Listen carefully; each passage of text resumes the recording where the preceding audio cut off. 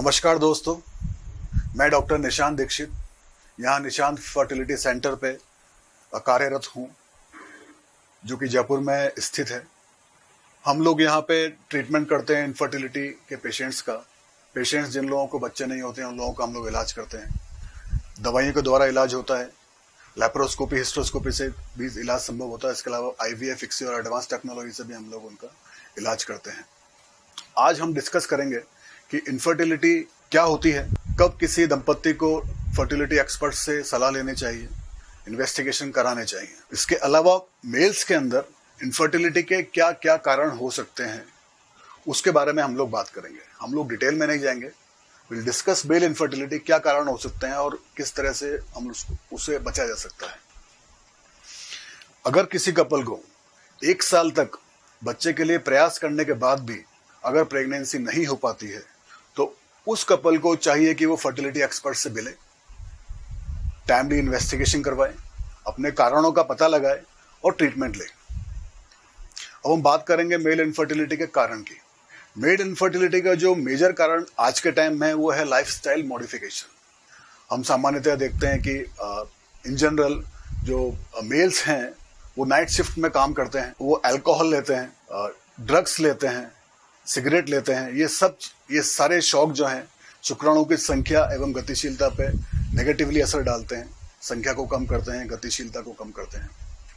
इसके अलावा लाइफ में स्ट्रेस काफ़ी रहता है, वर्क स्ट्रेस रहता है। इसके अलावा जो कारण हो सकते हैं मेल्स के अंदर, एक होता है कि जो ब्रेन में जो पिट्यूटरी ग्लैंड होती है, उस ग्लैंड से हार्मोन सीक्रेट होता है, गोनाडोट्रोपिन। अगर किसी मेल के अंदर वो हार्मोन की मात्रा कम सीक्रेट होती है, प्रॉपर मात्रा में सीक्रेट नहीं हो पाता है, तो वो शुक्राणुओं की संख्या गतिशीलता पे असर डाल सकता है। इसके अलावा किसी मेल के अंदर अगर टेस्टिस में कोई इन्फेक्शन की हिस्ट्री है, या टेस्टिस में कोई उनको चोट लगी है, या फिर बचपन में कोई इन्फेक्शन हुआ है, या फिर किसी ने रेडियोथेरेपी या कीमोथेरेपी अगर ली हुई है, तो वो जो टेस्टिस की सेमिनिफेरस ट्यूब्यूल्स हैं उनको नष्ट करती हैं, जिसकी वजह से शुक्राणु कम बनते हैं या बिल्कुल नहीं बनते हैं।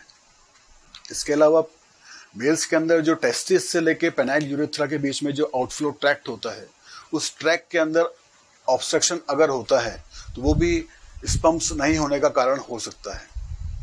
तो हमने जाना कि क्या मेल के अंदर कारण हो सकते हैं, क्या ऑर्गेनिक कारण हो सकते हैं और क्या लाइफस्टाइल मॉडिफिकेशन वाले कारण हो सकते हैं।